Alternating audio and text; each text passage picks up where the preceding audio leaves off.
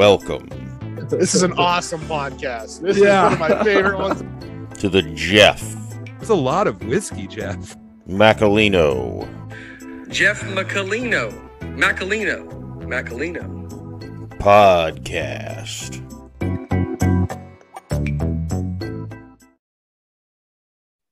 All right, everybody. I am super pleased to welcome to the Jeff Macolino Podcast David Weiss, a.k.a. Flat Earth Dave. Dave, how are you? I am doing great, man. Thanks for having this conversation. I love talking to people that think they live on a ball floating through space.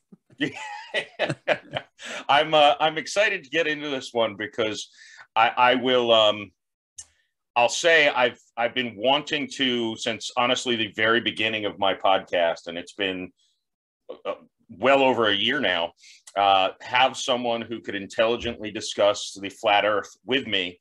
And I have not found one yet, but I know from doing some pre-interview research, I know I've got one today who will run circles around me.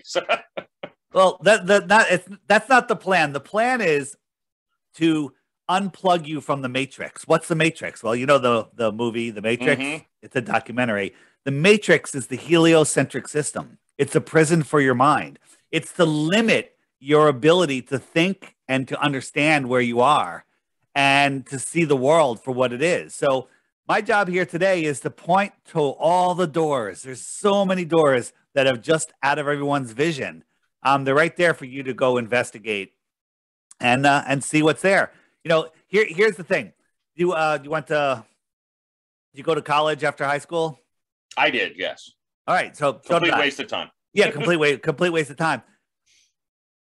The amount of work I've done on Flat Earth is more than in my entire school and college career combined, right? It's like, because belief is easy, right? You believe my name is Dave. You don't know it. You have to do a little research, go on Facebook, you see my friends, there you see stuff, they call me Dave, you see whatever, you find my high school yearbook. All right, now you know. I've got the birth certificate here. Yeah, that takes effort. That takes time and effort. And most people aren't willing to do that. We're taught to just believe and move on and, drink beer and, smoke joints and take naps and watch movies and cheer for sports teams. I do like all those things. You know what? I like a couple cocktails myself. And I used to be a sports fan, but I had season tickets to the New York Jets for many years. So now I'm done with football. yeah, if you want to torture yourself, there's easier ways. Yeah. So there you go. So I know the basic beginning, but for my listener, explain. So I like your backstory, kind of how you got started in the whole conspiracy world, because I myself, less than a year ago, decided I'm leaving the corporate world. I'm not playing this game anymore. I'm going to try to make it on my own. Pass or fail, that's yet to be determined. But I know you did a similar thing, probably with a little smarter plan than me, but regardless. Actually, the plan filled in for me. The desire and the action and the faith is there. And then the how is kind of delivered to you. Mm. And that's what they don't want you to know. We're jumping way forward here. Your thoughts create your reality. So if you have shitty thoughts, you're going to have a shitty reality, right? Mm. And if you have good thoughts, it attracts good things. And that's true. Just look at everything in your life. All the things that you focused on, they all come into your life, whether they're good or bad. Okay. And, people are like, oh, that's so new age. No, it's not. It's the world that we live in. This place is, for lack of a better word, magical. And they don't want you to know that. They don't want you to challenge their authority over you because they have none other than in your imagination. So this entire flat earth thing, okay? Flat's not a shape, by the way. So we're not talking about a shape. Flat is a description of level and horizontal because the thing is, I lost my train of thought, but when you discover that the earth is not a ball floating through space, that it's flat, it's intelligently designed. And now you know that this world was created with intention for us. That changes everything. Okay. Now, there's a lot of people in the world that they already believe that, you know, they have their faith in their God and whatever, but it's misplaced. You know, they got it half right. Right. And there's, you know, but I'm not religious or anything, but I know that there's a creator. I know that I'm at the center of creation. I know that this place was built for us, and this place is conspiring. The biggest conspiracy of all is this world is conspiring to deliver every thought that you have to you. That's the biggest conspiracy. So, and you hosted a show in New York that was based on conspiracies. Deep inside the rabbit hole. Deep inside the rabbit hole. Yeah. DITRH. and I know you initially said when people would bring up the flat earth to you, you dismiss them and say they were idiots. Absolutely. Ban them from our social media for life, just for suggesting that I waste my time with something that's stupid.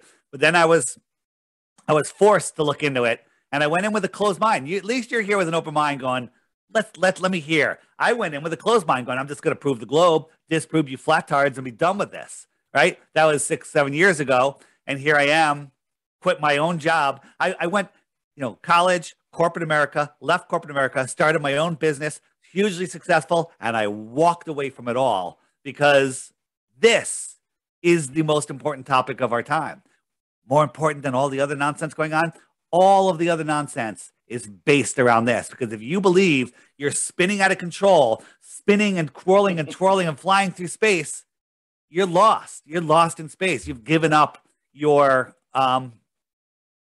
place in the Earth system, right? Let me ask you a question. I don't know how much research you've done. Do you know how fast the Earth is spinning at the equator? I do not know exactly. Do you know the circumference of the Earth? No. The diameter of the Earth? Nope. The speed it's orbiting the sun? I know it takes 365 days to go around, or 365 and a quarter days. Allegedly. That's wrong. And it's chasing the sun. You don't know how far. You know how far the sun is, how big the sun is, right? I think it's like 330 million miles away from us or something. You're wrong. But so here's the thing. By the way, I didn't know any of these answers. When I was a glober, I knew nothing about the globe, just like you and just like everyone else. Okay? Because I, Flat Earth Dave, know more about the heliocentric model than any glober would. Because if you knew as much as I knew, you would go, this is a fucking joke, and you would be a flat earther. Okay? Flat earthers know the heliocentric model. And another thing that heliocentrists, that's people that believe they live on a ball, they have a false pre-programmed idea of what flat Earth is, right? Mm-hmm. We're programmed to think that that the flat Earth is a disc floating in space. You know, mainstream news will show you this disc floating in space, like this turn up. No flat earther believes this, right? The Flat Earth Society. You Google, President Obama during his reign, or his previous reign, not his current reign. He mentioned the Flat Earth Society a half a dozen times in speeches. Why the hell would he do that? Because that's where they want you to go. That's what Google's going to serve you. You search Flat Earth in space and hit images, you're going to see shit like this, which is from the Flat Earth Society.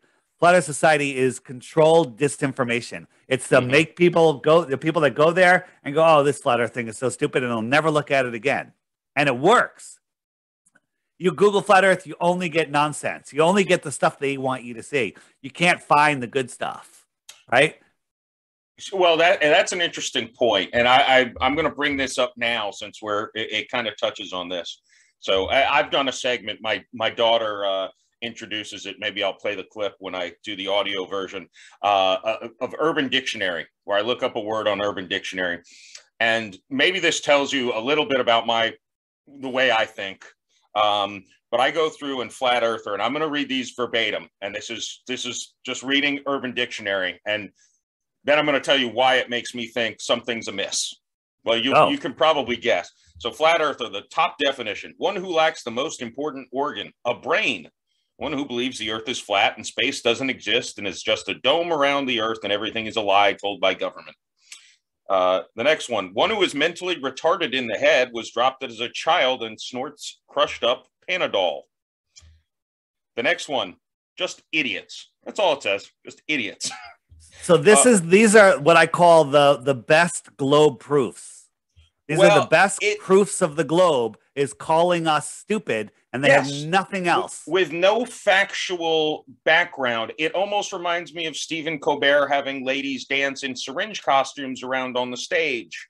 Yes. Not to go into that to get banished from the internet, but it's like, wait, if everything you can possibly find, and the Urban Dictionary is only moderately mainstream, I think. Yeah. Is just screaming in the face with nothing except for these people are retards, they're idiots, whatever. That makes me think something's amiss here. Right. Something's not. When the fact checkers are checking the facts, you know that's something to look at because they only give disinformation. You know, every glober is like, oh, what are we, the only flat planet, or are all the planets flat? Both of those are mixing both models together.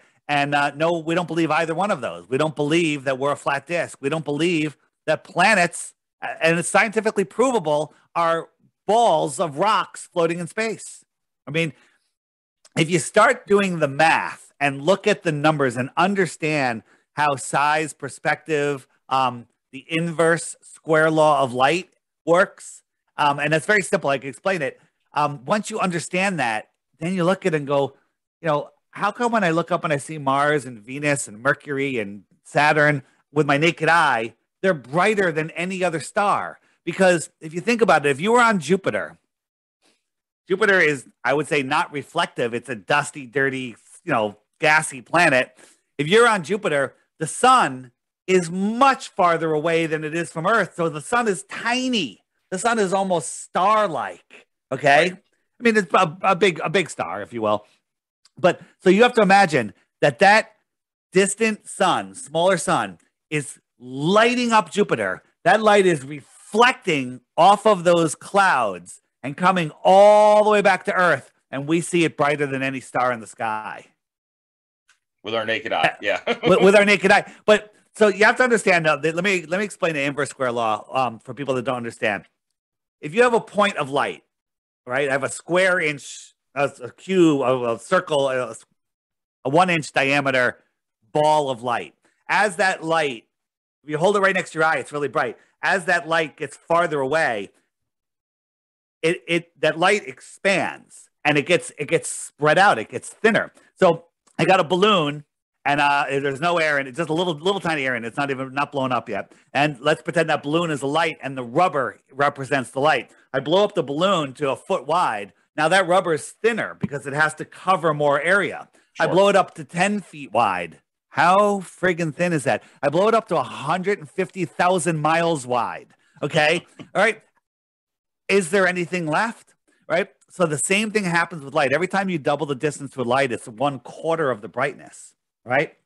So you got that distant sun, light reflecting off of that planet, coming back to Earth, and we see it.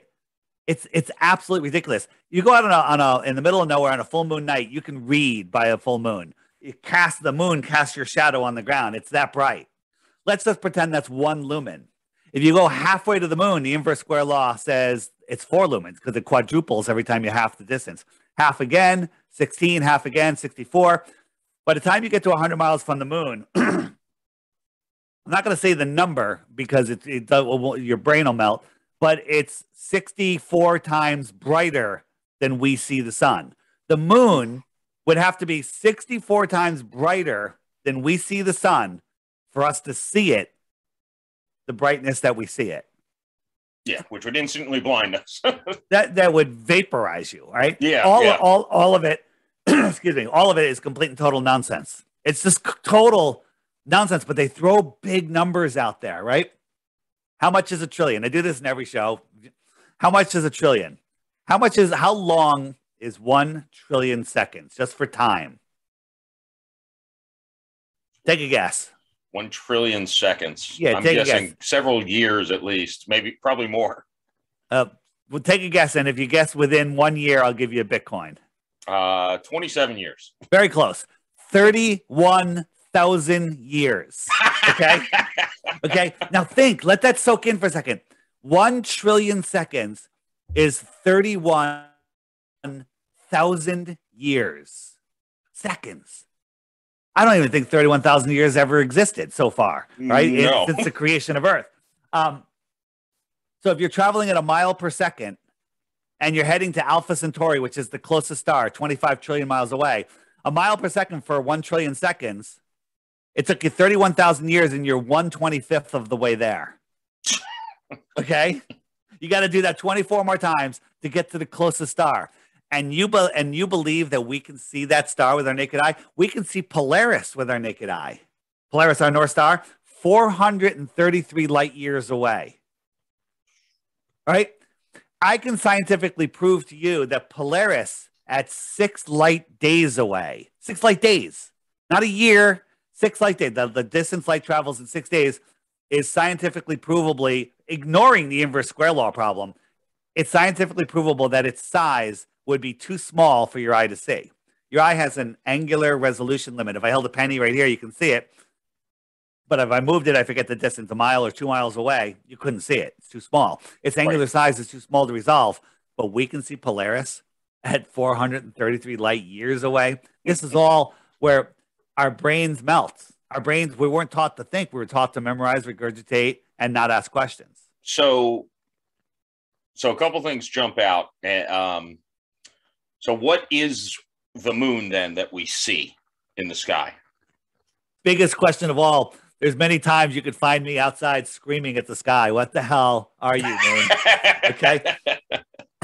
Right now, at the time of this, that we have a half moon in the day sky. It's huge. It's amazing. And if you look at it, where are you located? St. Petersburg, Florida. So go out after this and look at the moon in the day sky, and you'll see the blue sky is behind the moon. Mm-hmm. Okay. You'll see that the moon is kind of looks translucent. Oh, that's not what I wanted. The moon kind of looks, oops, I'm turning myself off. I'm coming all sorts of issues here. Where is, okay, here we go. Sorry about that. The moon is translucent. It's blue here and it's kind of black here. Are we seeing through the moon? It's very strange, right? But if you go look at the moon right now, you'll see the blue sky is clearly behind the moon. The moon that we see is within our Earth system. Remember when you're driving down the road as a kid in the back of the car and the moon was following you? You said, "Hey, Mom, the moon's following me." Right. Told you that. No, it's not. She's wrong. It does. Okay. And let me explain how that happens. The moon and the sun and the stars that we see in the sky are an optical thing, right? What do I mean by that? So let me, where's my table? Where is it? Sky sheet. Here it is. All right. So we see the moon, I believe, and again, anything above where we can reach, which is about 672 miles, is speculation. I think there's some sort of dome up there, and I think the source of the sun, the moon, and the stars are above that or within it. And then we see them in what I call our personal atmospheric dome, right? So here's a little thing I did. This is a sheet hanging in the middle of my room, a blue sheet. And I got a flashlight on the far side about 10 feet away, and it amazingly looks just like a sun, right? Mm-hmm. So my girlfriend's off to the left over here, and I said, "Where do you see the sun?" She's like, "Right there." And I'm like, I see it here. I move over to her point of view. She sees it there. I move over. I see it over here. She still sees it over here. That's how our sky works. If you and I were at the beach watching the sunset, I'd see the light on the water skimming, that glare on the water coming right to my feet. I'd look over. I wouldn't see it on yours, but you would see it coming to your feet, and it wouldn't be coming to mine. You would see the sun in a different position in the sky than I see it. Because when you move, right? These are new concepts.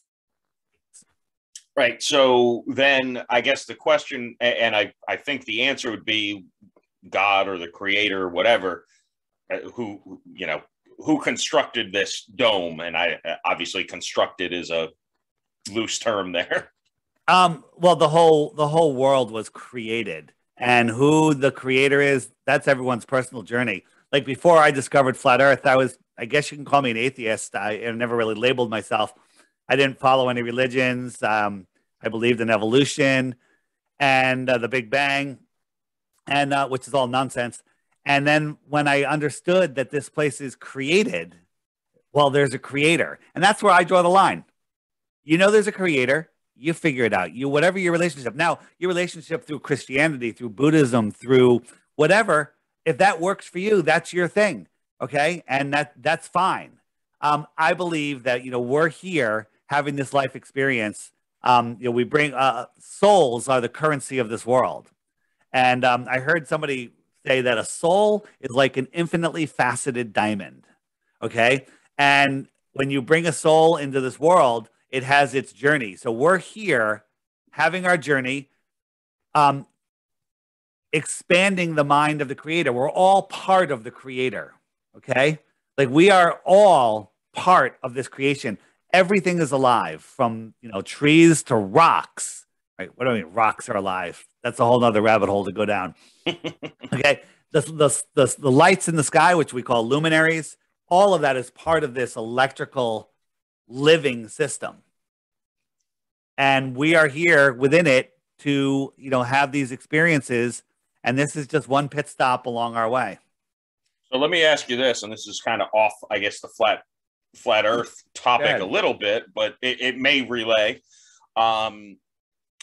So does that lend itself to believing in an afterlife, meaning once this physical body, you know, dies because of alcohol, my soul actually can ascend, or again, ascend is maybe not a literal term here, but ascend to a different plane where I can still exist just without the physical, you know, the question is, here's the question. Let's say you can move to another realm after, you know, for your next round, or you come back here. Which one's better? Okay. Well, I don't know. Right. What if we lived here and this shoreline is Antarctica? Okay. But over here, there's another pond and another pond and another pond. Right. And there's other worlds over here. Maybe they're more advanced worlds over here. Okay. You know, maybe if you pass, you get to go to the next level.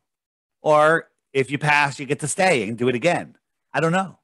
Right. And I think everyone has their journey. There's no schedule. You know, we come here to learn something. And the way I look at it, and I hate comparing it to a video game, but if you buy, let's say you have a nice shoot 'em up video game and you jump in and nobody shoots at you. It's boring. Okay. Yeah. Boring. But you're going to fight. You're going to do all your stuff. You're going to team up with you. If you team up with your buddies, think about that. You do a lot better, right? If you're not so selfish and you get your buddies back, things work out a lot better. But if you get blown away, bam, you don't throw the controller down, or some people do. You go back in. You jump right back in. You go, I'm going to do it again. I've learned something. Now I'm going to go back in with that soul experience and have another experience. This is all a ride. This is all an experience that we, in my opinion, chose to be here at this time. Okay. And what we do at this time, you know, I used to laugh going, you know, oh, Judgment Day, sure, right? But when you understand that this place is designed for us, I believe that you are judged. You know, your actions in life do come to a review of some sort. And, you know, not that I was a bad guy, I was a pretty good guy. I'm a way better guy now, I think. And I really enjoy helping people. I got somehow, you know, I had everything that I imagined. I left corporate America, started my own company. I'm the CEO of my own company. This is like, I never thought I would accomplish this, making more money than I ever thought I could make. And then I walked away from it all. Who saw that coming? Right? Nobody saw that coming. And now I'm out here helping people unplug from the heliocentric matrix. Nothing is more rewarding than that. You know, I do a lot of small podcasts, wake up just the host and a couple listeners, and then they go wake up more people, and they go wake up more people. And everyone says the same thing. You know, the two mind killers are fear and boredom. Fear is false evidence appearing real, fear, and boredom, right? No flat earther is ever bored for a split second. Don't care if you're stuck in traffic for 10 hours. I don't care if you have insomnia. There's always something to learn, something to see, someone to talk to, something to think about. Never, ever do you find yourself waiting for time to go by. That's the biggest sin, I think, just wasting time. Well, I mean, yes, you could waste time and have a good time. As long as you're having a good time, that's not wasting time. Right. Yeah. Well, I tell my kids only boring people are bored. Right. So you showing the map that I is behind you now. Yeah. I saw only a few days ago, I think, you put a video on your YouTube channel that kind of showed the map of the whole realm, right? Where we live here. Yeah. You got these other things, but then there's other ponds all over the place. Now, so I think I can pull that up if I go here. So this is my app. If I go into YouTube, hold on. And I go to here. I'll warn you as you're pulling this up. I'm fairly certain someone from Marvel listens to my podcast because there's a thing in Doctor Strange that totally got ripped out of my podcast. We know what those reshoots in January were about. They heard my idea. Yeah, they stole it. Those bastards. Hey, Marvel, let me advise you on your next podcast. But here we go.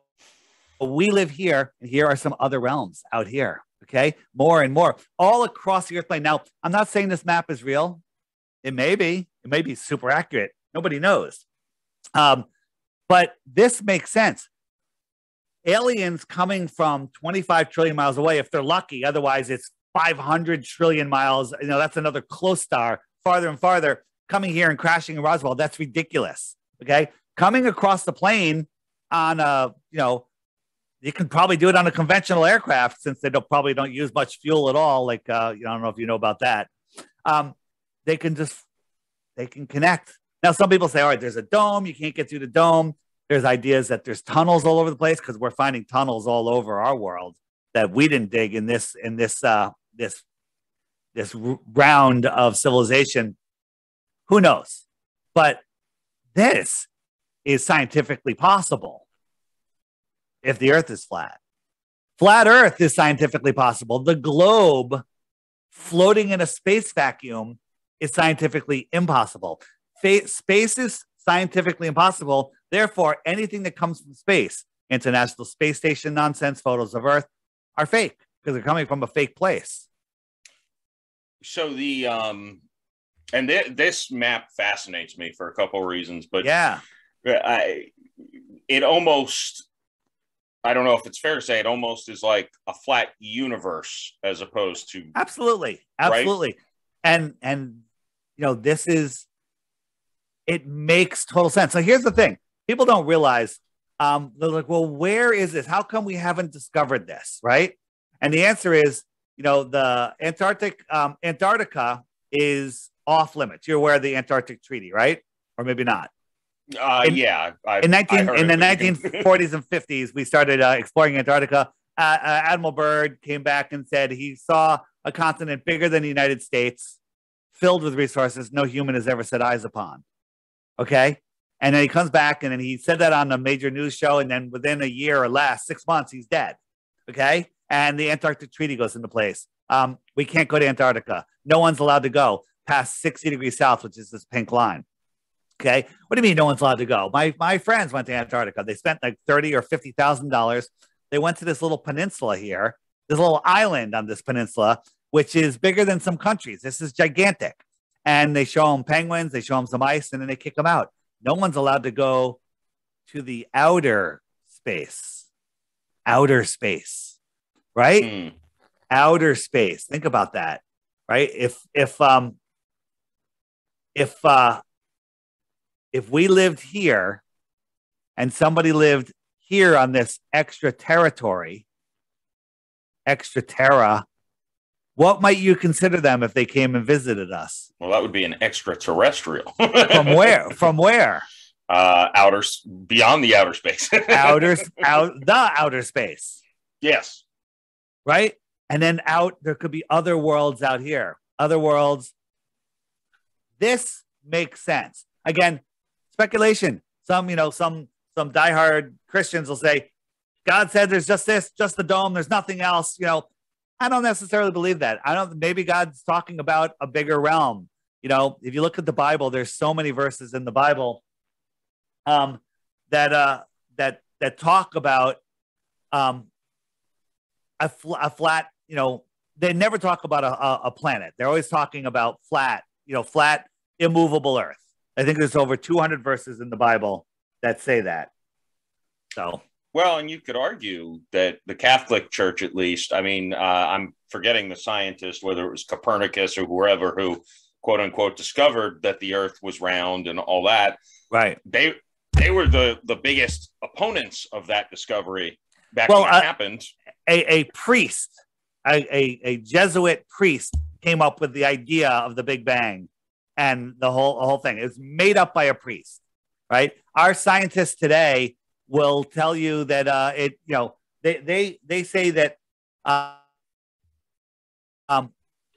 all the theoretical physicists out there don't use a scientific method, right? They don't use the scientific method. They're all just making up stuff, right? They all just make up stuff. Oh, this one says, what does this one say? Whoops. Pull that. There we go. All the theoretical work has been done since the 1970s, has not produced a single successful prediction, says Neil DITRH, whatever, director of Institute of Theoretical Physics, right? Hasn't produced one correct prediction, right? Then you have Michio Kaku that says that they're wrong. When you're wrong from 1 or 10 times wrong, that's horrible. But they're wrong to 1 to the 120th. Okay? 10 to the 120th. 10 with 120 zeros. Remember I told you how much a trillion was?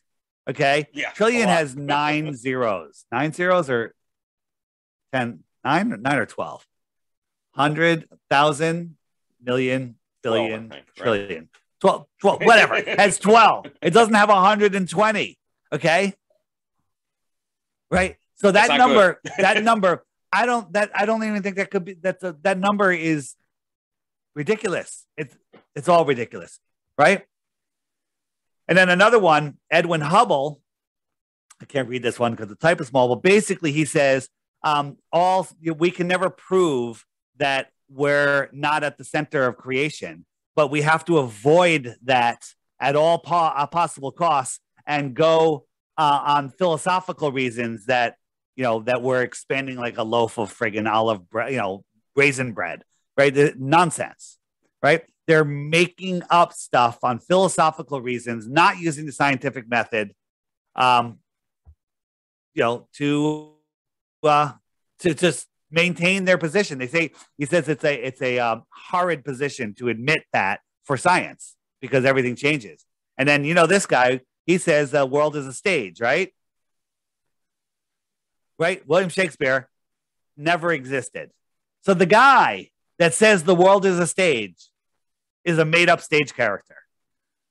So Shakespeare, I've never investigated that. So he is not even a real person. He's not even a real person. He's a group of writers, or what? I forget the whole story, but it's known that he was just books inserted into our history, like the story of Aristophanes, with his sticks and shadows experiment that was made up 2,000 years ago. The Greeks figured it out, with sticks and shadows. You know the story about the sticks and shadows? No. So we're taught in school here that 2,000 years ago, Aristophanes noticed one day when he looked down a well that he could see the reflection of the sun, right? And he knows that sun rays come in. That means that the sun is directly above him. And he knows that the sun is infinitely far, 93 million miles away. So all the rays come in virtually parallel. But in reality, I don't know how he knew that because no one has ever seen parallel rays, right? So he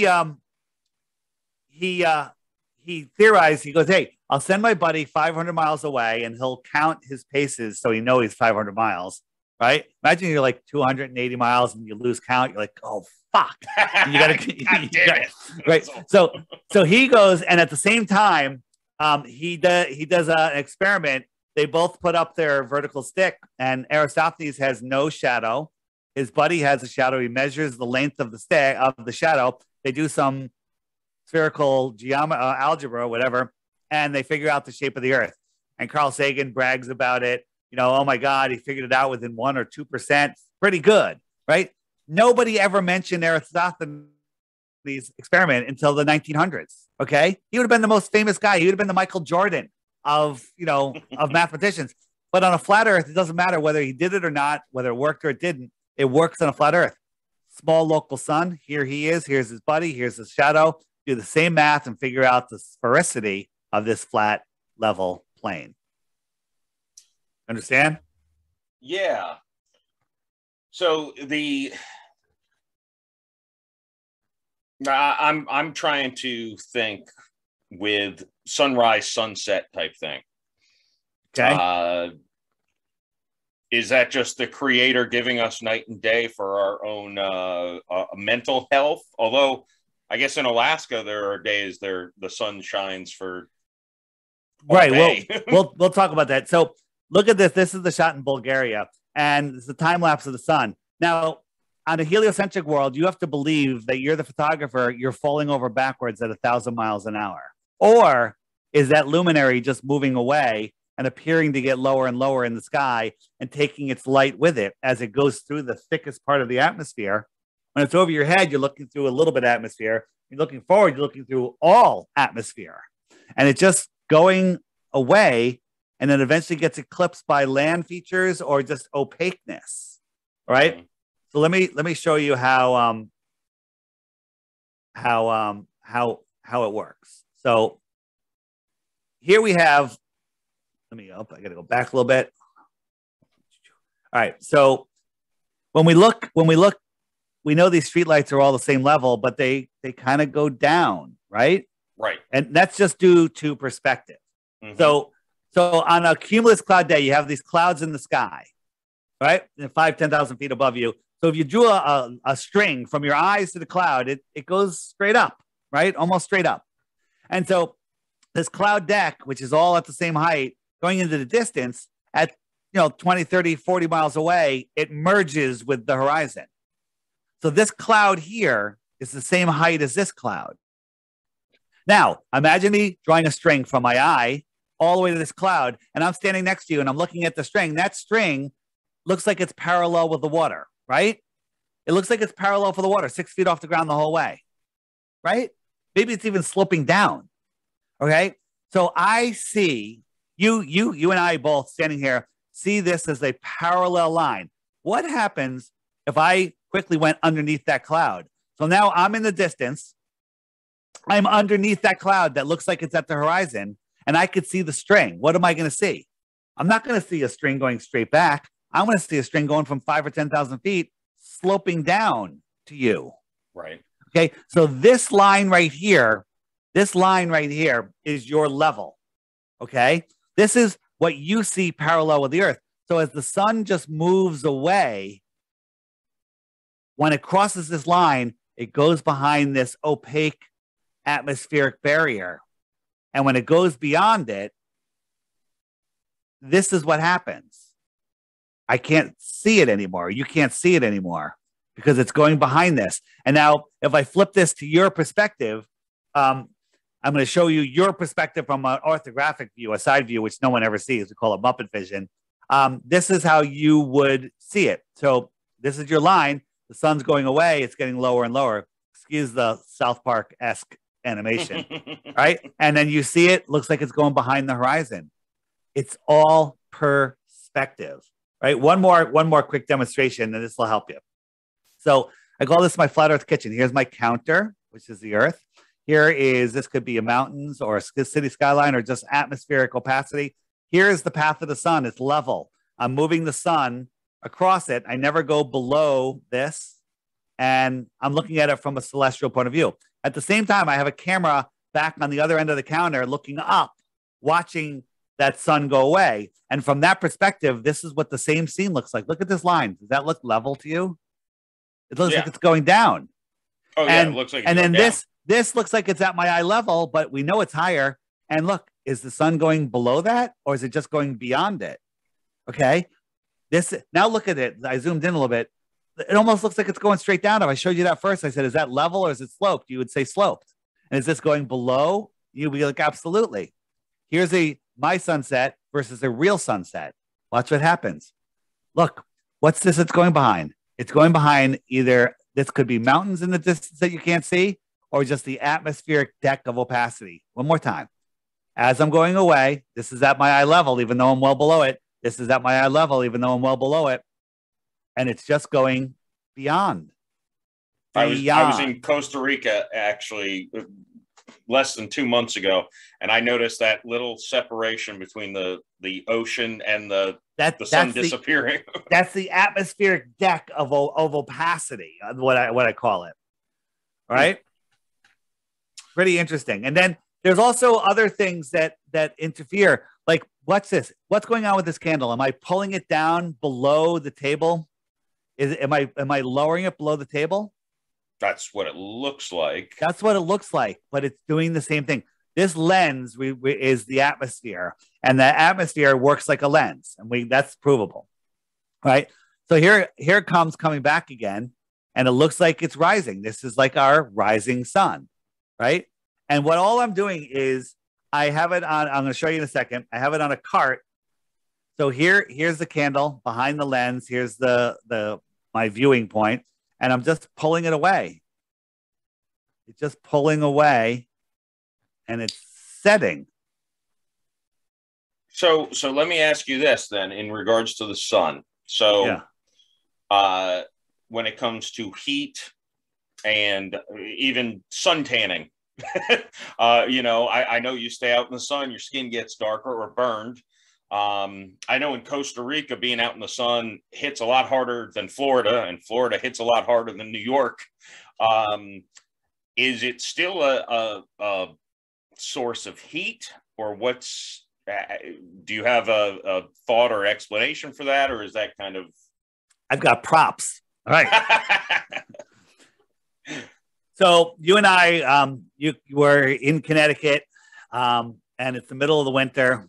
We're in the middle of a football field for some reason, and it's frozen solid, and there's ice and snow on the field. Okay, and we're sitting 20 feet apart trying to drink beers, but the beers keep freezing. Okay, but we're 20 feet apart. And somebody comes over with a giant heat lamp, and they hold it 15 feet over your head, and they're standing there, and it melts the snow around you, and your beer defrosts, and it's a tanning lamp. You're actually getting tan from it, right? You're warm. You take off your jacket. All the snow around you melts. I'm looking at it. Now I say point to it, and you go like this. Oh, it's right up there, right? It's directly above you. It's 15 feet in the air, but you're 20 feet from me. I see it. It's over here. It's lower in the sky. It's lower in the sky. Okay. So here's that ball. And if now that person walks over to me, keeping it at the same height, I'm going to see it. It's over there. It's coming. It's coming. It's coming. And now it's directly over me. I just saw it rise. Right. You saw it get lower. And now that's far away. You got to put your jacket back on. Your beer refreezes. Mine melts. That's our finished summer. The beer. We're good. Yeah. So that's good. You took advantage of your summer sun. So this is the Flat Earth Sun, Moon, and Zodiac clock app, right? So the sun is the hour hand. It goes around once a day, and wherever the sun is, it's noon. It's noon in Sydney, Australia, right now. Okay, and the moon keeps track of the hours in a day. The moon laps the sun laps the moon. The sun keeps track of the hours in the days. The sun laps the moon once every 28 days. So the moon keeps track of the weeks and the months. In a moment, one more time around, you have a full moon. They'll be opposed to each other. And then the moon will start waning as the sun starts to catch up to it. Okay? So I'm going to slow that down. I'm going to turn on the stars. The stars do the same thing. They spin around, fixed in their position, slightly faster than the sun. What does that mean? Slightly faster. They have to go around 365 times to lap the sun. Unlike the sun laps the moon every 28 times around, the stars lap the sun every 365 times around, give or take, right? So that means that the sun is in this constellation right now, and in 30 days from now, it'll be over here in this constellation, and then it'll fade back into this one, and it'll fade into this one, and it'll fade into this one. So the sun will be in the constellation, and 365 days from now, it'll be right back to where it is right now, right? I want you to go out tonight, just before you go to bed, if the sky is clear, and mark the time, draw a little star chart, and say, okay, I see that one, that one's bright one. Just make a chart so you know where it is. Put it away, set an alarm in your calendar for the same night, same time next year, and go back out exactly where you were. Every star will be in the exact same position that it was now. And we're corkscrewing through space, traveling 4.5 billion miles from where we were this year. Every year, we're moving over 4.5 billion miles. That's just one of the directions. And somehow all of the other stars are following us, maintaining their exact orientations. Okay? All of that is absolute insanity, right? But now let's get back to the seasons. Now that you understand that, this outer yellow line is the Tropic of Capricorn. That's where you were sitting in the field. The inner yellow line is the Tropic of Cancer. That's where I was sitting in the field. Okay? And so I'm going to jump to June. So it's June. And look, the sun's going right over Miami. It's hot in Miami. You know why? Sun's right up there, directly over them, right? But here in New York, it's warm, but the sun is over there. It's a little lower in the sky. It never comes directly above me. I'll never have a day where I don't have a shadow on a vertical stack. Okay? Because the sun the only place that happens is in between the tropics. The sun migrates every 6 months. So right now it's winter in Australia. It's winter in Johannesburg. It's winter in Santiago. But if I jump forward 6 months, 3, 4, 5, 6, if I jump forward, now it's winter because it's far away from New York. It's summer out here. It's summer in Central America. It's summer in Australia because the sun goes right over them. Right. So that's the heat lamp moving out and moving back. The reason here in Connecticut the sun is low in December is because it's farther away, just like that heat lamp was farther away. And now it's coming back. It's getting higher and higher every day. It's still the same height. It's just my perspective to it. Right. So it's not a debate that the sun does not provide heat and all that stuff. It's just that it's on a fixed axis. The sun's going around.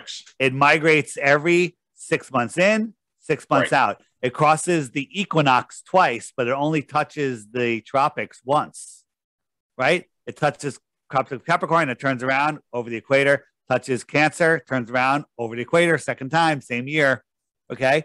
That's when we have our equinoxes. And the sun, the whole thing, let me see if you can, hold on. If you can get this, I got a new prop. Oh, that's not going to work so well. It's a little transparent. Wow. My blue is transparent. Come on. It's like the moon. It's like, wow. You know what? I could do something with that. I'm not going to use that. It's too confusing. All right. So they tell us that the reason that we have our winter is because we're tilted. Earth.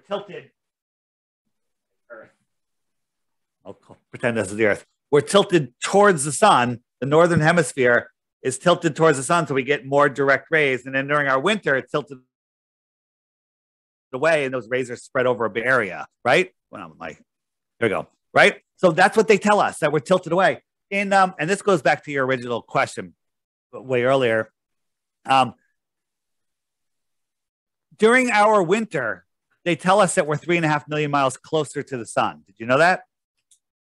The northern winter, we're closer to the sun, 3.5 million miles, but they tell you that doesn't matter because it's so far away. It's only a few percent, 3 or 4%. It's the angle that matters. Well, if it's the angle that matters, why is it at sunrise here in Connecticut, when the sun shows up over the water, I can feel the heat on my face immediately. I can get a tan immediately.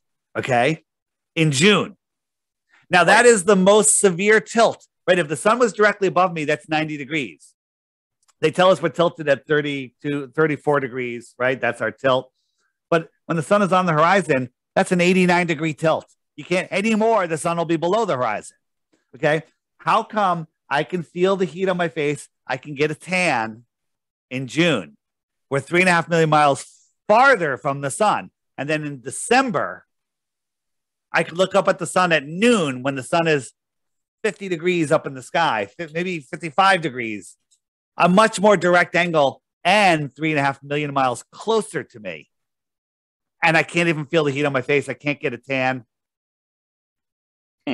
Right? No glober will address this question. I tried to ask this to Not a Professor Dave, and he goes, I don't understand what you're talking about. You're stupid. That's the best arguments they have, just like you were talking about earlier.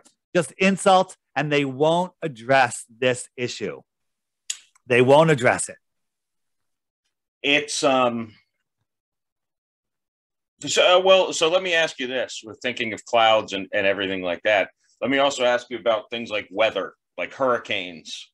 I mean, and the belief could very simply be the same between flat earthers and globe ball people.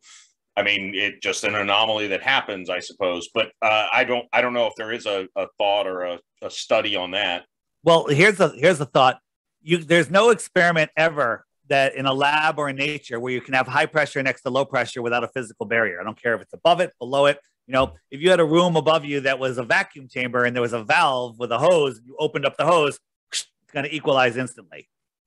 How are we in a pressurized Earth system next to the vacuum of space? All the air should be sucked right off into space, right? People go, well, gravity's holding the air down, right? But meanwhile, I can stand here and hold my arms up, right? Can't hold, right?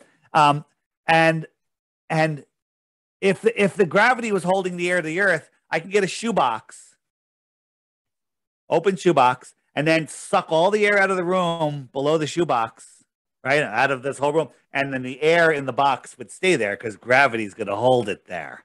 That's ridiculous. We know that doesn't happen. Okay. So you can't have high pressure next to low pressure. So getting the weather, how the hell can you even have weather if you can't have an atmosphere? But we'll let that go. We have atmosphere. If you look at the cycles of, they show us a jet stream, they show us this big sine wave. Put that on a flat Earth, and we have these beautiful circles where we have these counter rotating winds, right? This is what they show us, and then this is what we see on a flat Earth, which makes a lot of sense. And then what makes the water come out of the sky? Well, I have a theory, and this is, some people we're trying to figure this out. When does it rain the hardest? What kind of pressure system? Low pressure. Yeah, low pressure. So when you have a hurricane, have you ever been in a hurricane? Yeah. Well, yeah, in Florida, we get them. Rivers, right, river. You get rivers of water coming out of the sky. Where did all that water come from? Was it really floating there in the cloud? Right? Page 1 of the Bible, not that I'm a Bible person, says God separated the waters from the waters, created the firmament. So we have waters above and waters below. There's infinite water. Okay? I think when you have this low pressure, it allows this water to come in from another, dare I say, dimension, right? You get this low pressure and then water comes in. Planes can fly through these clouds. Where's the water coming from, right? These are just like rivers that come out of the sky. It's pretty amazing. So again, you can't have weather. You can't have an atmosphere on a spinning ball in a space vacuum. So, it's saying that it works on both. It doesn't. We have one of our guys, Taboo Conspiracy. He's made a great presentation, and I'm going to give you links to watch some stuff when we're done.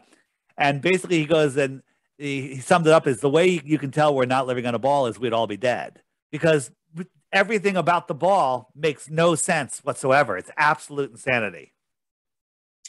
So,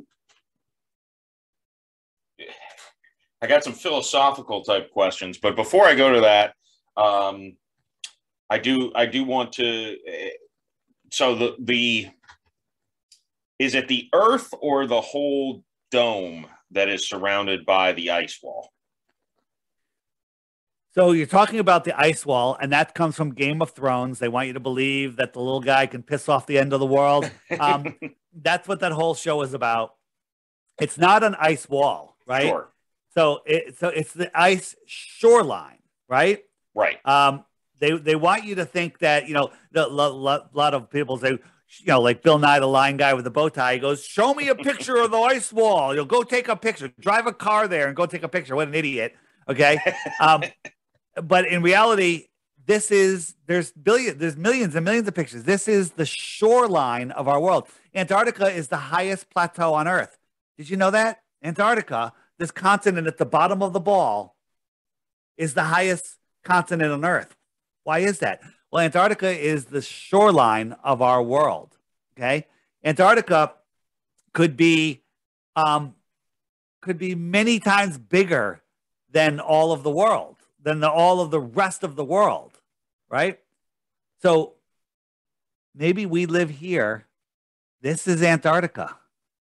Right. Okay, it's pretty damn big. They take you to this little friggin' island out here, and they tell you, oh, that's all you're allowed to see.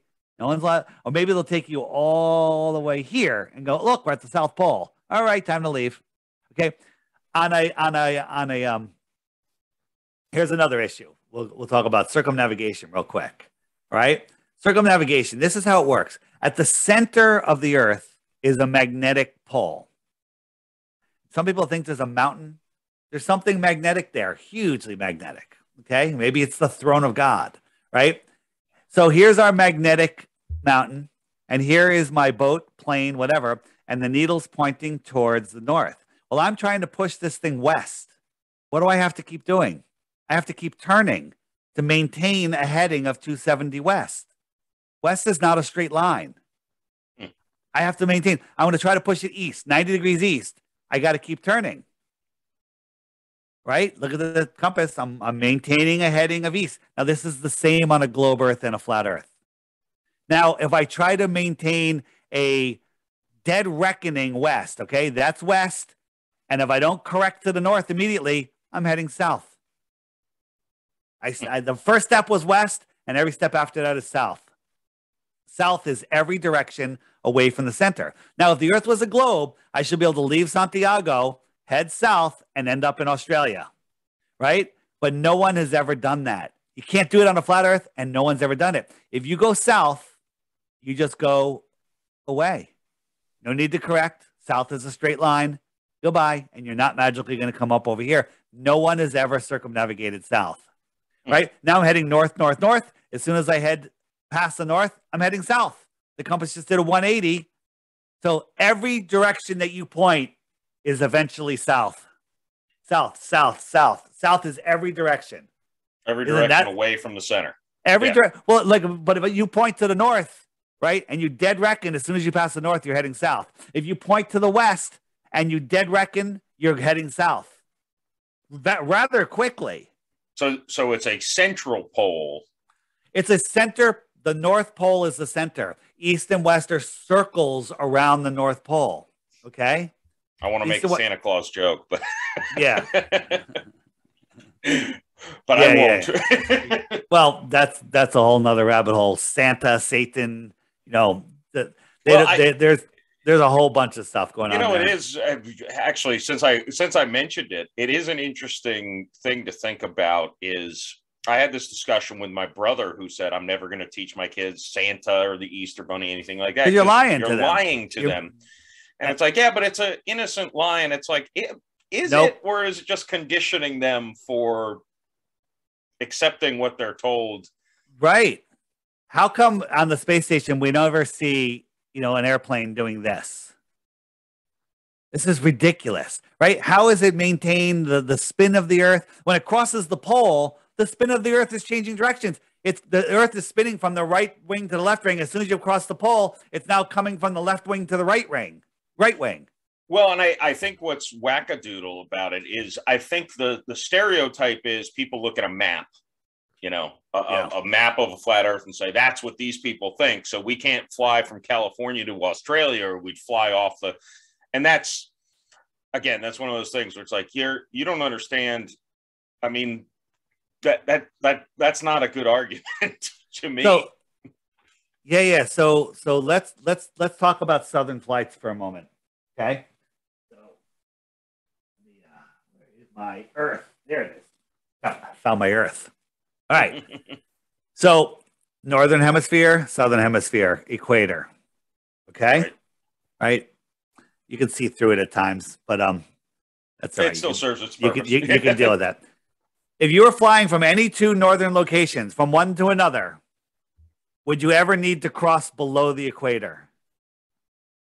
From two northern? No. No. And guess what? No flight ever does. You're right. Would the same thing be true from a southern location to another southern location? Would you ever have to go above the equator? You shouldn't. But they do. So let's look at why. Let me try this. Where did I go? I'm gone. Here I am. So here's a flight. Okay. You want to go from South America. I mean, from here to here, whatever. From South Africa to Australia. But here are the flight routes. They go all the way up across the equator. Right. Here's another one. It goes all the way up here and down. Right. Why doesn't it just cut across here? Because if you look at those on a flat Earth map, they're straight lines. Right? Let's look at another one. This one is from Johannesburg to Chile. To Chile. Okay? Yeah, and so that would be the route, but instead they go all the way up here across the equator again and then down. So wait, hold on. Let's look at that on a flat Earth map. Straight line. Perfectly straight. Yeah. So are airlines and pilots complicit? The pilots are just glorified bus drivers. Here's another flight. This is where it should go. The actual flight is, as you can guess, goes ridiculously out of place. But if you look at that on a flat Earth map, again, so Qantas, which is the airline out of Australia, their pilots have told us they all know, but they're not allowed to talk about it or they get grounded. Okay? They're not allowed to talk about it. They talk about it amongst themselves, but they don't want to lose their jobs. Right? So here is sometimes during a flight, someone's having a baby, emergency landing has to happen, someone's having a heart attack, right? And some weird things happen. They land in weird places. This flight went all the way up to Seattle, which is 1,000 miles out of the way off the flight path. But look at it on a flat Earth map. It's right on the flight path. And when the emergency happened, they landed really quick. How did they travel 1,000 miles and then land in like 20 minutes? Okay. Right. And that's because we don't live on a globe. Here's another one. This one, they landed in Moscow, right? Here's the flight path. Moscow's, again, 1,000 miles out of the way or more, right? Moscow, right on the flight path on a flat Earth. Another one right here is this one. They landed in Calgary. Again, look where Calgary is, way out of the way. But look, Calgary's right on the line again. There's 16 emergency landings that have been documented.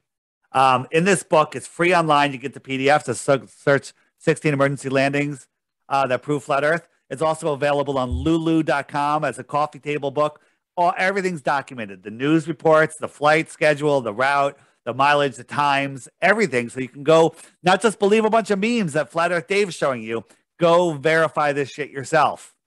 Right. This book alone proves that the Earth is flat. Why do southern flights cross the equator and northern flights don't? It should be the same above and below.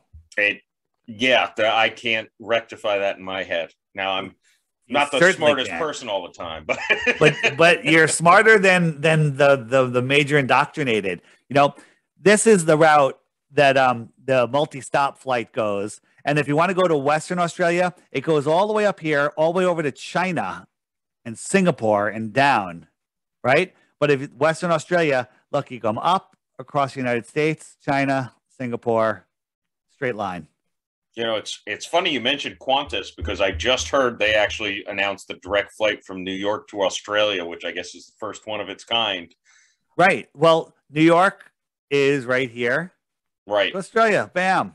That's not a big deal. Yeah, and they have direct flights. People say, well, the Santiago to Australia direct flight proves that the Earth is proves that it's not flat because it would take too long. Here's the question. Here's the problem. Only this one model airplane that only Qantas has makes that flight. That plane has 7 layers of heat-resistant paint on it. What does that suggest? Flying close to the sun, right? No, it's speed. Oh. It's speed. It's going faster. And there's also these air currents. These trade winds, the west to east are the jet stream, and then east to west are the trade winds. So the route that they take will go, they'll get in these winds. So you got a plane that can fly 800 miles an hour, 900 miles an hour, and then it's got a 200 mile an hour tailwind. Now it's going 1,100 miles an hour. Well, guess what? They can go twice the distance. You would never know that you're going that fast, and bam, the flight gets done.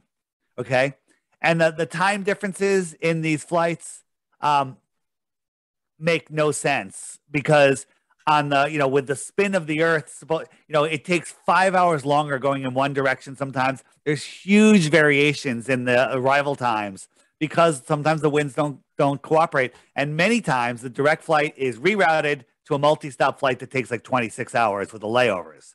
Okay, so what's going on there? So right. And that brings up another question. How many people do you think need to be complicit in protecting the lie? Presumably, you're talking about not every pilot, but international pilots. I think a lot of people, right?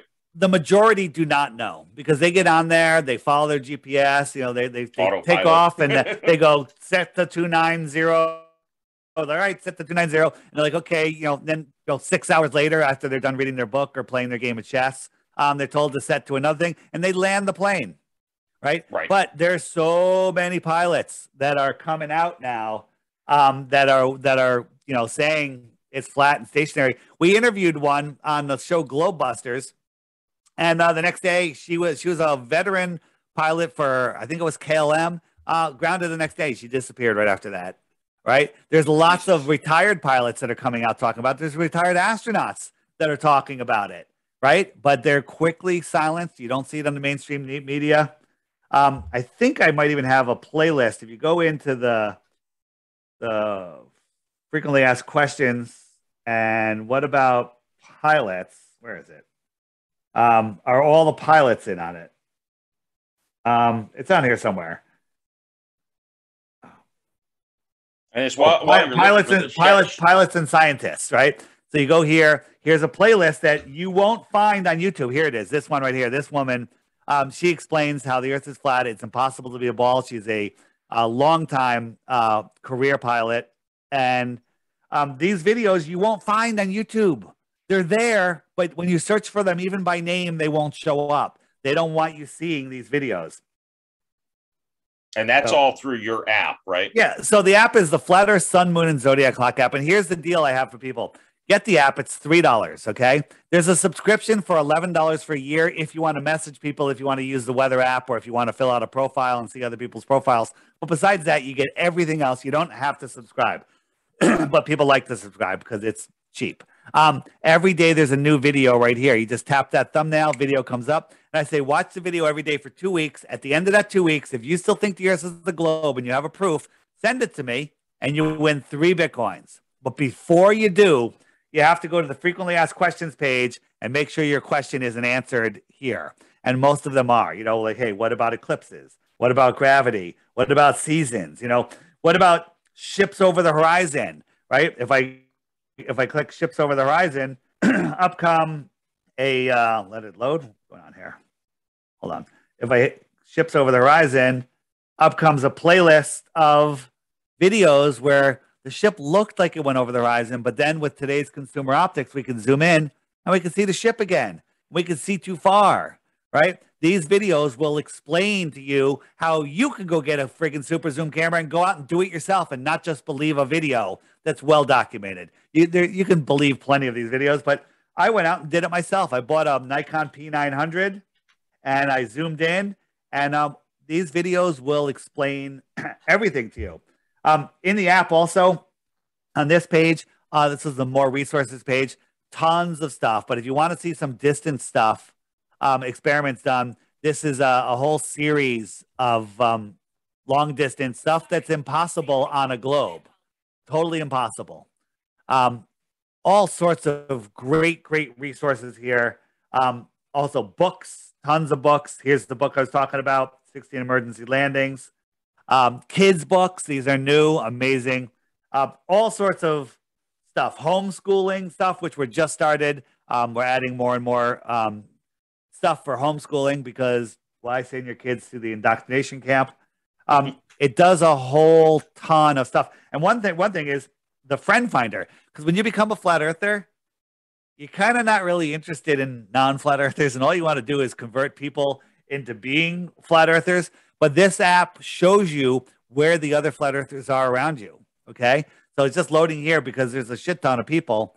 It's like Grindr for. It's Grindr for flat. People are using it as a dating app. They're using it for a job app. These are just the people that are near me, and the ones that have a little icon in it. If you click on one of them, let me click on one, and up comes that person. I could message them, or I can check out their profile. I can contact, whatever. I could send out I have it set for 50 kilometers. That's what this circle is. So within 50 kilometers, I have 367 people. I can send a group message. Hey, we're having a meetup at Joe's Bar and Grill on Saturday at 4 p.m. And bam, we did it in New York. We had 60, 70, 80 people showed up. And it was phenomenal. Who wants a flat orgy? Well, there you go. And a lot of people, this is new right here. If you click that button, it brings up your referral code. So anybody that's signing up, if you type in this code after you not signing up, download the app. The first thing is to ask you, do you have a referral code? You just put that in. Like if you're turning people on to the app, give them your referral code, and then it'll keep track of how many people you've converted that you've unplugged from the matrix. Because these are the points that you need to get into heaven, depending on how many sins that you have, right? So each one of these points deletes a sin. So you can murder 17 people.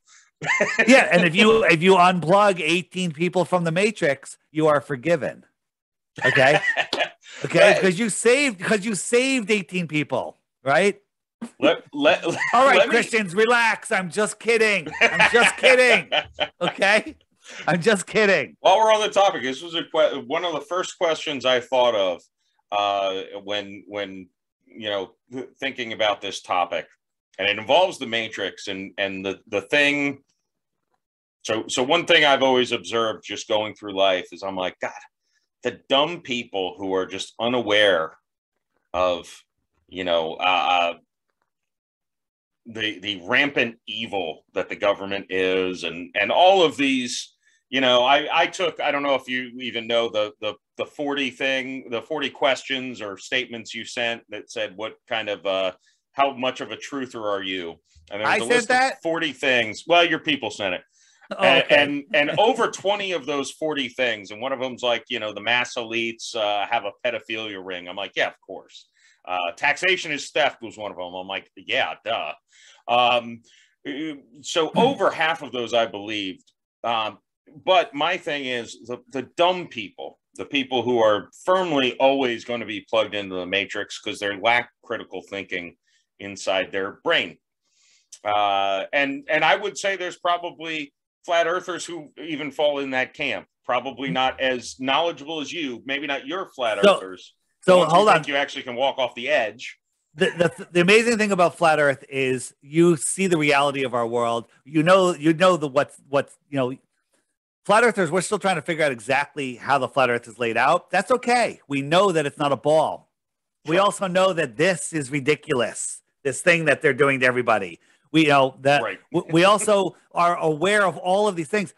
All of those blue dots that I just showed you, all of those blue dots are people like-minded, right? People that you might want to work with, work for, or work for you. So people are actually using this as a way to find people to work at, work with them. Or if you're hiring somebody or looking for a job, people can find you this way. Also, every single person on here, male or female, is your new best friend, right? There's people that are using it as a dating app because guess what? A dating app or somebody for work, the hardest part is location, mindset, intelligence, right? Well, all of these dots are awake and aware people.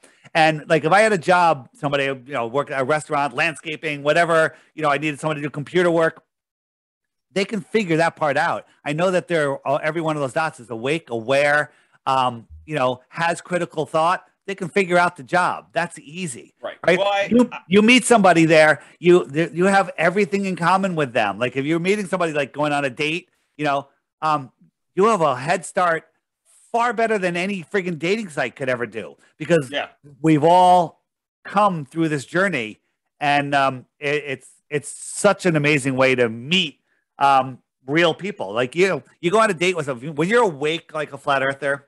You go on a date with somebody and they're like, "Oh yeah, I'm triple jabbed and I can't wait for the fourth one," and so stoked. Trump is coming back, and whatever. It's like the date's over. The date's over, So this is a way not to waste your life.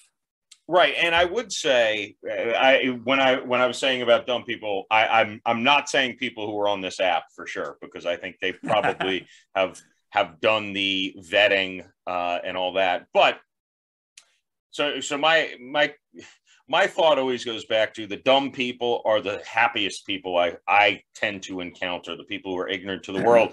So is it, in a way, sometimes, again, as skeptical as I am of the government and everything like that, sometimes I sit back and think, I wish I was brainless, stupid, low IQ, because I could just be happy and plugged into a matrix without seeing. Your life becomes a little more stressful, doesn't it, when you can actually see? Here's the thing. So you're awake and aware by what you were telling me to a lot of stuff. Would you ever go back in the matrix, Cypher? Would you ever take the blue pill? You would hate to be those people.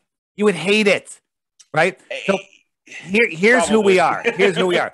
Neo at the beginning of the Matrix.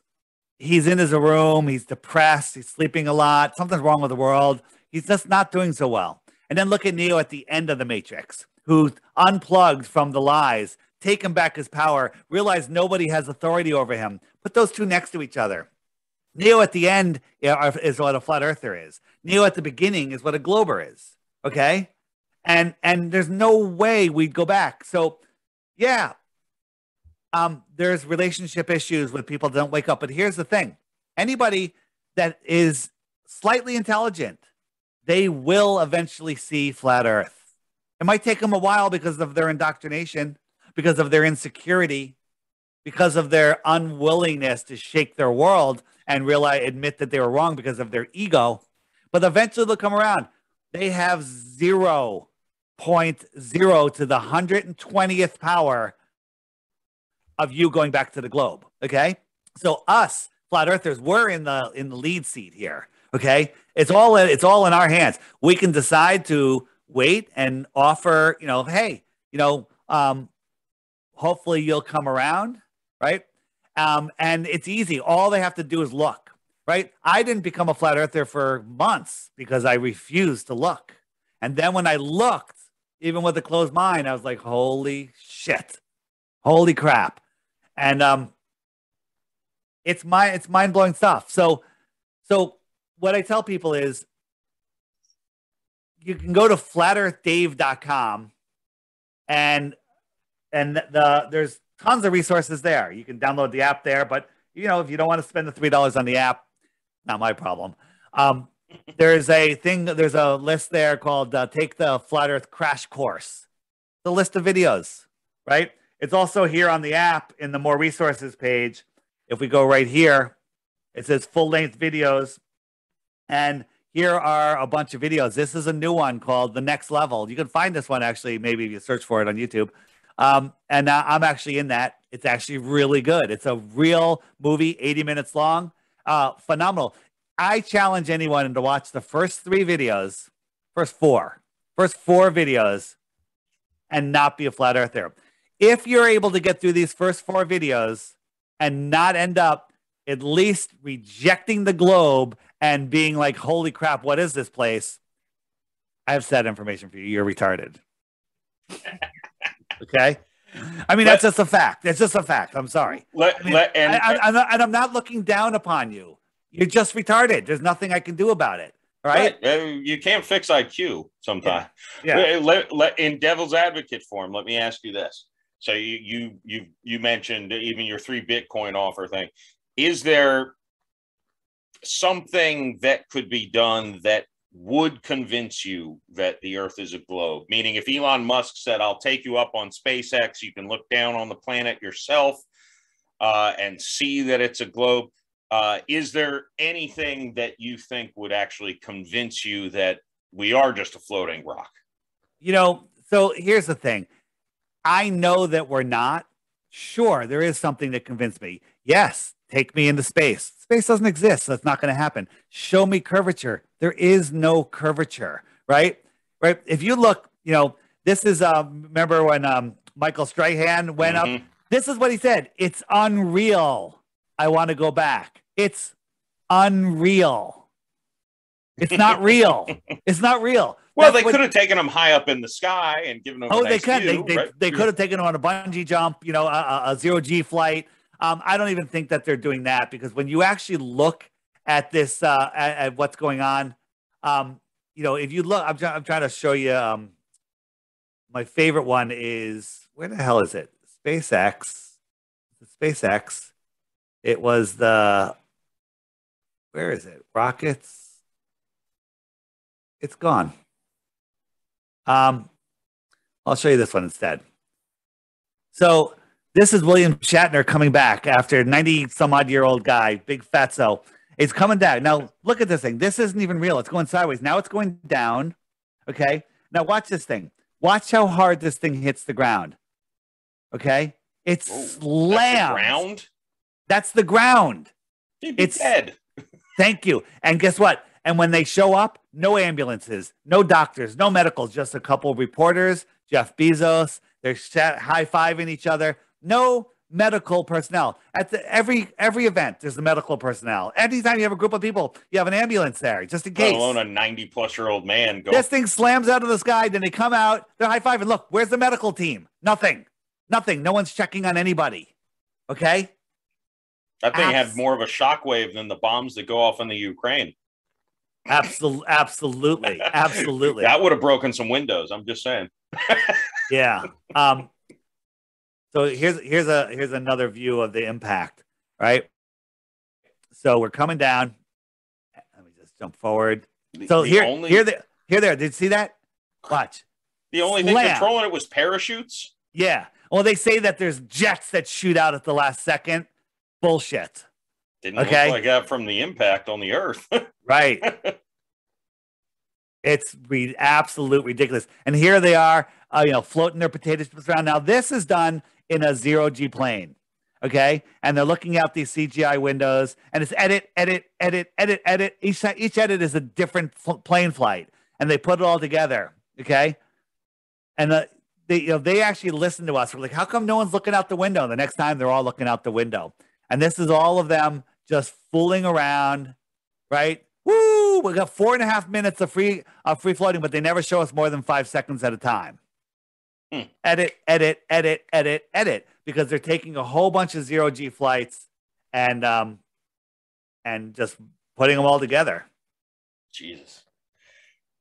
Well, yeah. Elon, if you want to take Dave and I to space, we're willing to go up, but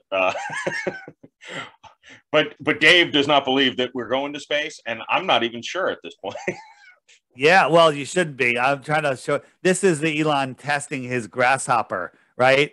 This is early on test, right? Look at this thing. Look, watch it tilts over, How come it doesn't just flip over?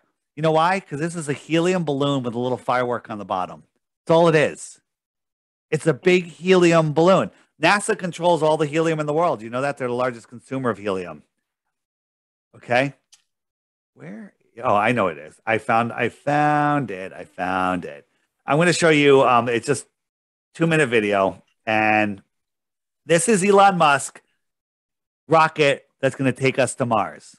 Okay. This is not edited. This is what they showed us. Ready? Launch, edit. Well, look, there's an edit. Why are we looking at that shot? Oh, why are we looking at this shot? Look how slow this thing is going. Now, look at the camera angle. The camera's on the ground. Look how slow this thing is going. Look, well, what is this? Where's the thrust? Okay, now the onboard camera, oh, it looks pretty high. Well, how do we have this side angle if it's that high? Wait a minute, look how high we are again. Okay, oh, now the engine's turning off and it's falling. This is 40,000 pounds free falling. Now watch the smoke in the next edit. Does this look like it's free falling, or does this look like, what is this? Free falling. Look how high it is now. All right? Look how high it is. And now this is free falling again. This is horrible. Like a blimp. It's a combination of blimp, CGI. Now it's high again. Now watch this. The engines are going to go on. It's going to edit. The cameraman's going to get right underneath it. And then 2 of the 3 engines are going to go out. You see that edit? Now look, 3 engines. That right there is real footage, or this is real footage. Watch. Now 2 of the engines went out.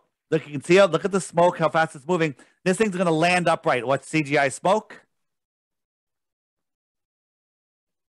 And it landed right where it took off from. If you believe this is real, you're retarded. Okay? I mean, I hope you don't watch Marvel movies, or you think there's a purple man out there trying to take out half the population. Yeah, I mean, Marvel's more believable than this nonsense. Yeah. Right? Absolutely. Oof. That was, I've never seen that. That one was rough. Right. Absolutely. Absolutely. And look at this. This is 4 million pounds blowing around in the wind, the space shuttle. Oh, it's strong wind. This is a bouncy house. This is all helium balloons. These are all helium balloons. Nobody has ever launched into space. Ever. And I broke my promise. So the Challenger explosion, do you think, what was that? Was that just optics? Sometimes we fail? Yeah, well, that absolutely. Let me just, I thought I had a Challenger, maybe it's the ISS. I got to make a special Challenger folder. ISS, and where do we have? We have not this one. Not that, because that's nothing. ISS. All right. So,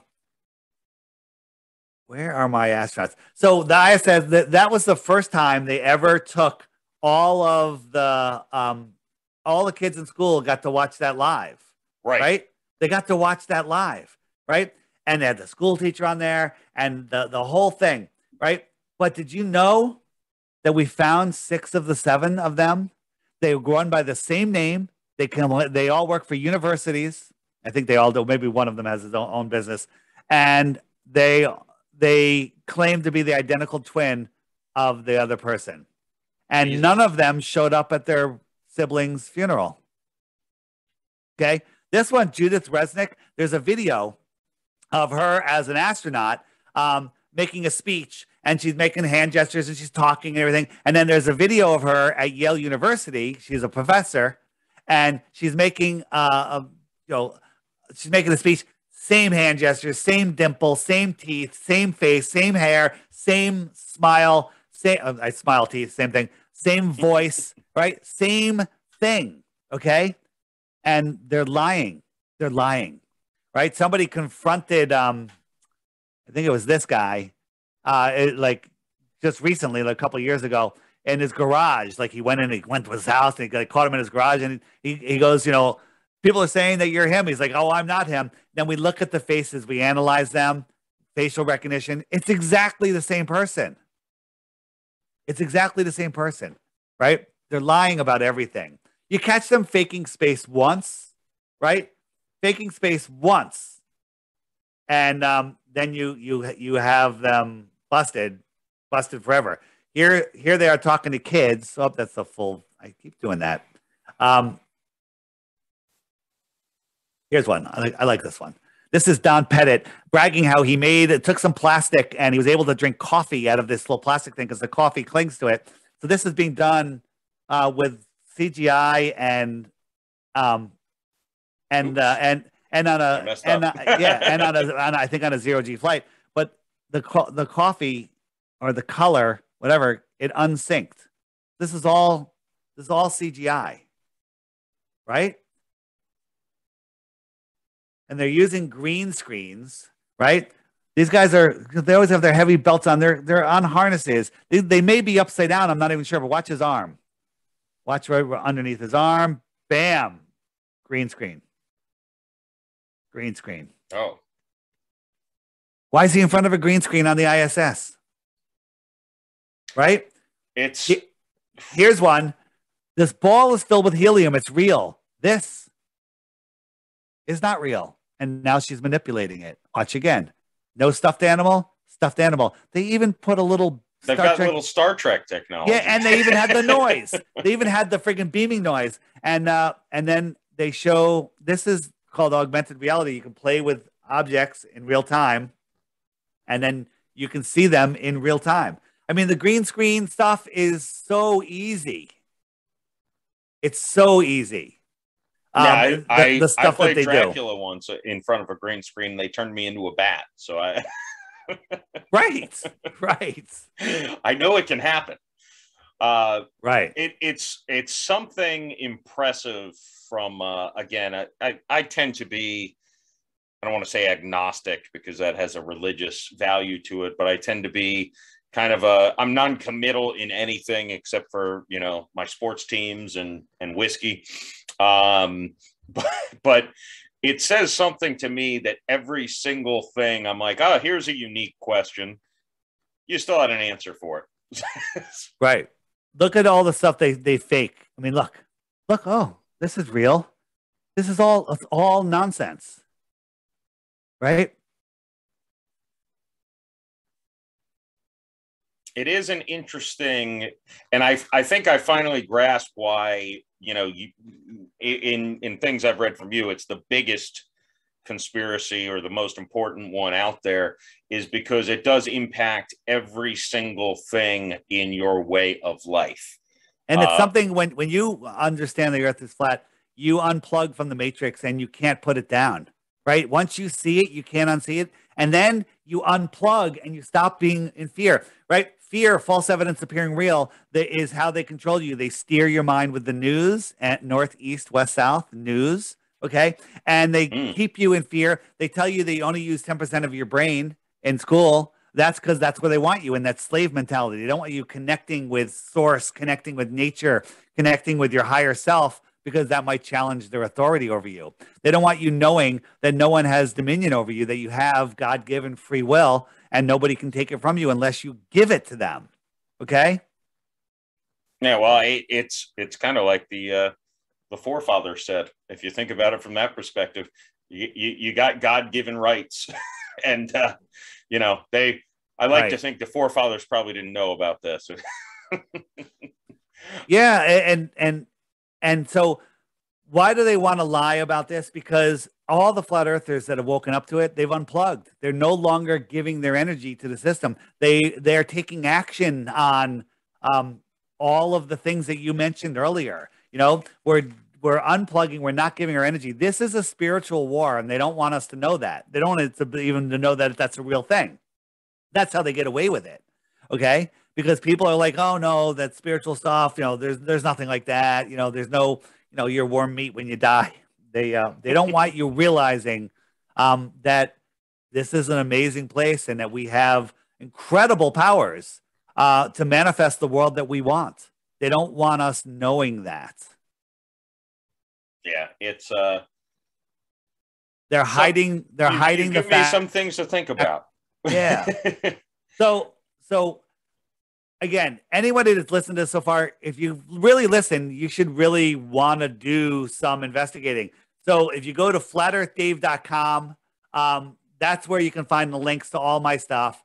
The app has got a long name. Just make sure if you're going to get the app, it's by Blue Water Bay. On Android, there's already a Flat Earth Society knockoff one, same graphics and stuff. And every week I get emails from people, I can't find the featured video, and the friend finder, and the app doesn't look anything like it. I'm like, you downloaded the wrong app, right? And so the safest way, scan this QR code, make sure you have this logo, or just go to flatearthdave.com and click it right there. And you can download it. You can download it from there. Tons of resources there.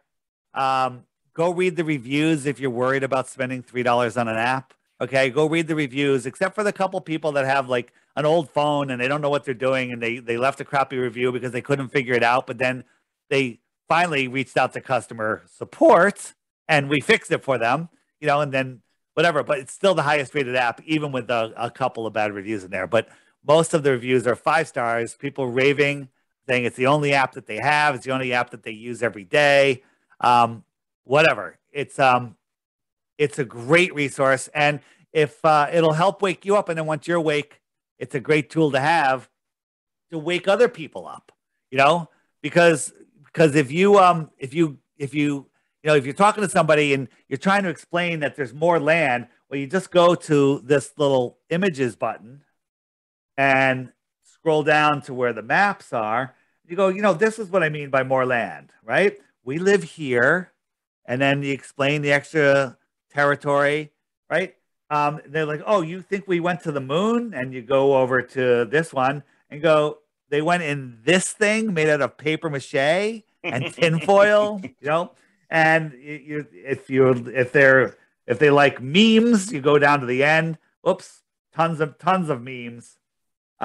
Really good memes. Somebody's been loading me up.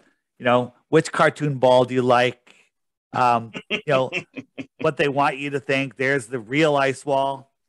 Tons of stuff. I just want to end up on that land of the clones, because I think I'd have a cool time hanging out with myself.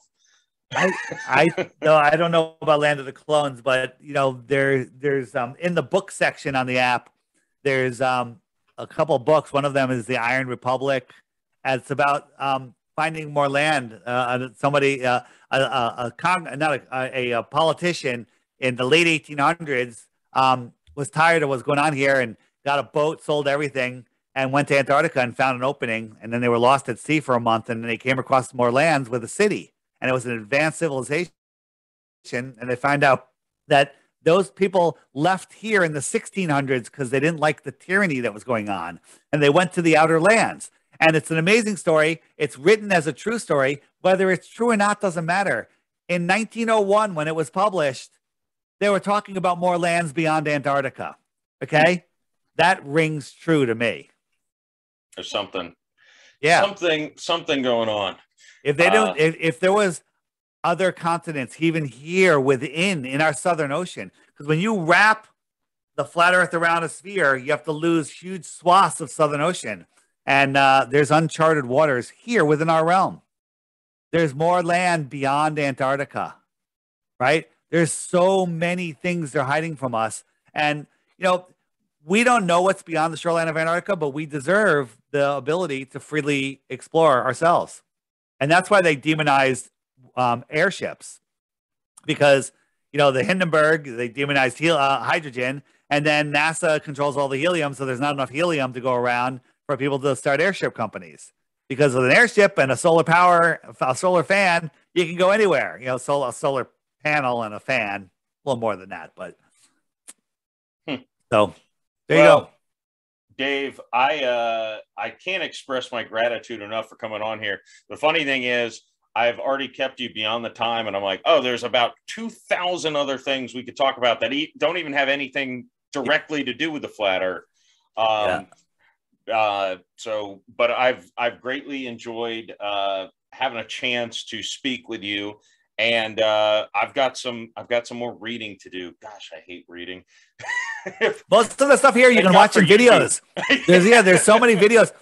Get the app, watch the videos, hit the frequently asked questions, hit the daily video, and if you don't want to wait, right to the right of the daily video is an archive button.